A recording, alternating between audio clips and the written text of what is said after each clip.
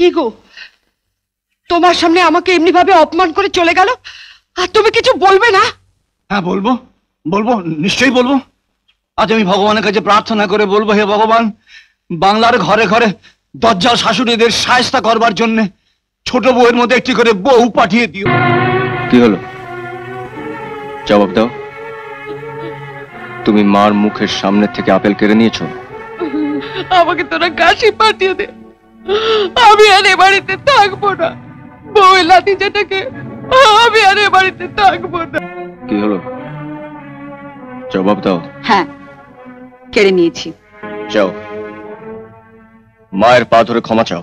আমি কোনো অন্যায় করিনি, ক্ষমা আমি চাইতে পারবো না। কি পারবে না? তুমি কি বললে ঠাকুরপো?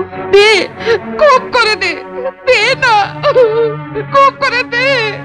ক্ষমা তোমাকে চাইতেই হবে, নইলে ঘাড় ধরে চাওবো। বললাম তো, উনি এই যে মা হয়ে যদি একটা অসুস্থ ছেলের মুখের সামনে থেকে হরলিক্সের শিশি কেড়ে নিতে পারেন, সেটা যদি অন্যায় না হয়ে থাকে, তাহলে আমিও ওনার মুখের সামনে থেকে আপেল কেড়ে নিয়ে কোনো অন্যায় করিনি। আমি শেষবারের মতো জানতে চাইছি, তুমি মায়ের পা ধরে ক্ষমা চাইবে কিনা, নইলে কিন্তু আমি আবার মারবতি পা। ঠাকুর, তুমি আমার স্বামী, একবার কেন 10 বার তুমি আমার গায়ে হাত তুলতে পারো, কিন্তু ও পায়ে আমার হাত একবারও পড়বে না।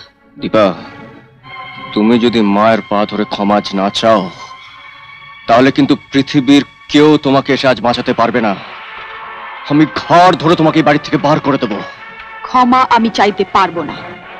তুমি ক্ষমা চাইবে না? না। না। স্কাউন্ড্রেল, তোমার এত বড় সাহস, তুমি বাড়ির বউয়ের গায়ে হাত তুলছো? বড়দা, আমার হাত ছেড়ে দাও। আজ এই বাড়িতে আমার মাকে অপমান করা হয়েছে, আমি কিন্তু আজ বড় ছোট কিচ্ছু মানবো না। তোমার গায়ে হাত উঠে যাবে। কি বললি তুই? তোর এত বড় স্পর্ধা? যত বড় মুখ না তত বড় কথা।